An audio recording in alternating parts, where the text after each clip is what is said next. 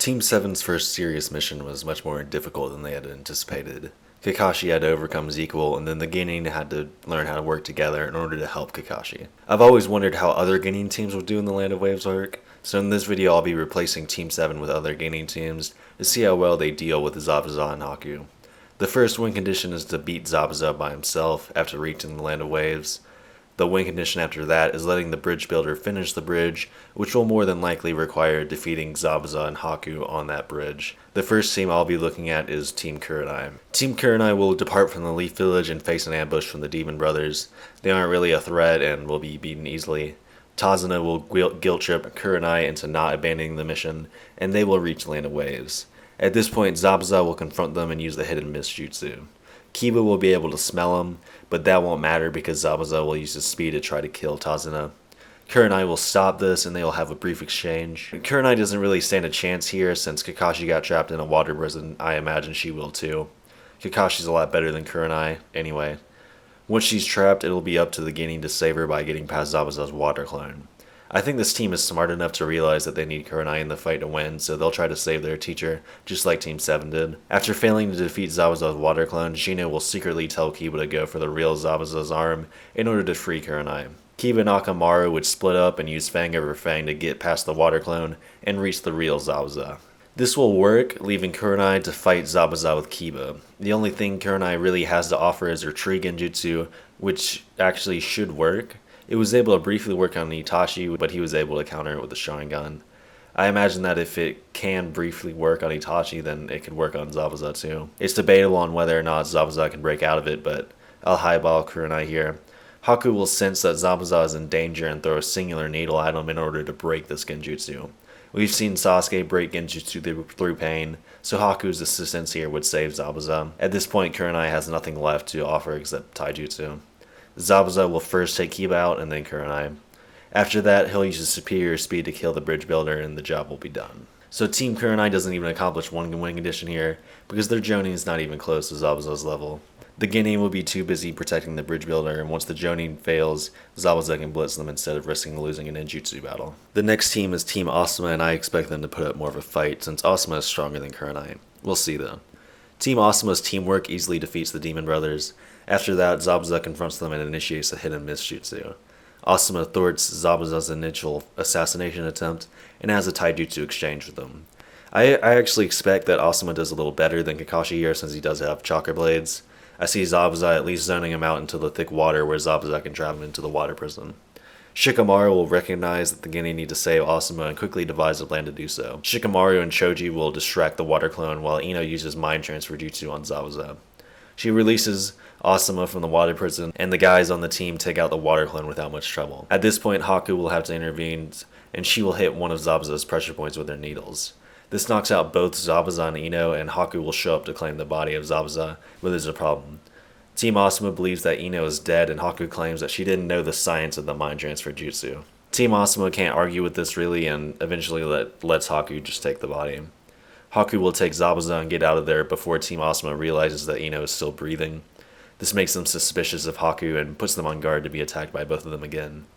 They are attacked on the unfinished bridge, and Zabuza and Haku will still use their original strategy. Shikamaru and Choji hold their own against Haku until she uses her Ice Mirror's jutsu on him. Ino will guard Tazuna, and Asuma will face off against Zabuza in the mist. He won't do that good of a job protecting Tazuna, and as a result, he's going to take some damage here. As for Shikamaru and Choji, they have no chance. They aren't very fast, and at this point in the series, Choji could only do his human boulder. I highly doubt this will break through the ice mirrors, and it'll just make him even more vulnerable to the needles. Even Zaku's wind style could hold back Choji in this form, so ice mirrors should do an even better job of that. Shikamaru's shadow paralysis also won't be fast enough to catch Haku since it couldn't even hit Samari without deceiving her. I can't think of any way for Shikamaru to really deceive Haku here. She's also in the air the entire time, and I'm not sure if Shadow Possession can hit people in the air anyway. So eventually she'll knock out both of the boys and go help Zabuza. I doubt that Asuma can defeat Zabuza by himself, so with Haku by his side, he'll definitely win. Ino is a non-factor here, and Tazuna is successfully assassinated. The next team is Team Baki, and I expect for them to make it over the hump, and that Team Asuma couldn't. We'll see though. Gaara's Sand will be the best defense so far for Zabuza attacking Tazuna. As long as he has it on standby, it'll block Zabuza's attack and allow for a counterattack. Because of this superior defense, Zabuza won't be able to get anyone into the water, and this makes his job much harder. Baki and Tamari have wind style and Gaara has his sand. Baki is basically the top sand Jonin, and with the sand 3 by his side, there's no way they lose here. Once Zabuza is in a losing position, Haku will intervene, and Team Baki will allow her to take the body. Zabuza and Haku will confront Team Baki on the unfinished bridge, and they will try to divide up their opponents again.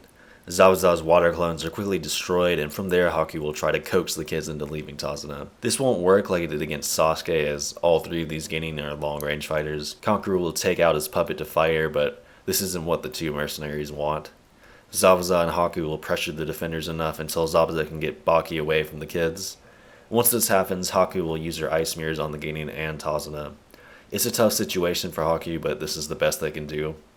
Baki can effectively stall against Zabuza while the Sand 3 go to work on Haku. Gaara's Sand and Tamari's Wind Style can block most, if not all, needles thrown by Haku. Gaara could use his Sand to cover some of the mirrors, and Tamari's large area of effect attack will stop Haku. One way or another, Haku will be killed by Gaara, and the Sand 3 will help Baki overwhelm Zabuza. Even by the time Gato shows up with his goons, this team will have enough chakra to defeat them with ease. The next team is Team Guy, and I think they'll have a harder time than Team Gaara. We'll see though. I think in the first encounter I doubt Guy will be trapped in a water prison, but it doesn't matter anyway. Tintin's weapons are perfect for pressuring Zabuza into releasing the prison. Naruto and Sasuke only used a few ninja tools to do this, so Tintin could do it much easier. After that, Guy will struggle against Zabuza until he has to call upon the help of Neji and Lee. This will be enough help to eventually defeat Zabuza before Haku fakes his death. It was a tough first fight, but Team Guy clears the first win condition. At the bridge, Haku will be able to easily isolate Lee and Neji by provoking them. Once they're in her ice mirrors, Zabuza will face off against Guy again. Haku will start out slow and pick up speed until she can start to wear down her 2 opponents. At her top speed, she did similar to how well Neji could react to Kyuubi and Naruto. It's arguable that the Kyuubi Naruto Neji was fighting was using more Kyuubi chakra than the one Haku fought as well. I don't see her being able to get far with Neji as he did well against Kidomaru's attacks, which are similar to Haku's attack in her ice mirrors. I'm not sure if she'll find his blind spot or not though. As for Lee, he's going to have to take off his leg weights here. Remember, Neji beat Lee without his weight, so I expect for Lee to get hit by some needles. It won't be much though. This fight will be more of an endurance one, so how is Guy doing during all of this? Guy will have to use his nunchuck to deal with Zabuza's sword and his hidden miss jutsu. His agility is superior to Kakashi's, so he'll be able to defend Tazuna here. Zabuza will arrogantly have full confidence in Haku, and not sense the urgency to finish Guy. He'll be patient, and Guy has no choice but to be patient here. This means that Tazuna's fate rests on whether or not she emerges victorious. An endurance test is perfect for Lee because he doesn't use chakra and is conditioned pretty well. Neji's chakra will drain, and at a certain point they'll decide to take the offensive. They'll attempt to both go after her while she's moving, and I think they can overall win this aspect of the fight. I think Neji and Haku have similar speed considering how well they did against Kyuubi Naruto, and Neji is better at taijutsu than her. If not, Lee will eventually use gates, and that would end the fight for sure. Either way, she loses and Guy will finally get reinforcements. Gato's goons will have showed up by now in order to finish off both Zabuza and Tazuna. Zabuza will declare truce, and the goons will be light work since Guy and Zabuza are pretty fresh. Once they're all defeated, Zabuza will pick up an incapacitated Haku and apologize for fighting Team Guy. So after all that, we can determine how well each Genin team does in comparison. Team Kurenai does the worst since Zabuza can defeat them by himself. After that, Team Asuma does pretty well in the first encounter and does pretty bad in the second encounter. Team Kakashi clears both win conditions, but struggles most of the way. Team Guy does slightly better, and Team Gaara is the only team to complete the mission with ease. This was a pretty interesting topic, and I'd like to do more videos where we compare how teams do in different missions and situations. If you have any idea for that, comment them and I may make a video on them eventually. Anyway, if you enjoyed this video, please leave a like and subscribe if you want to see more videos in the future.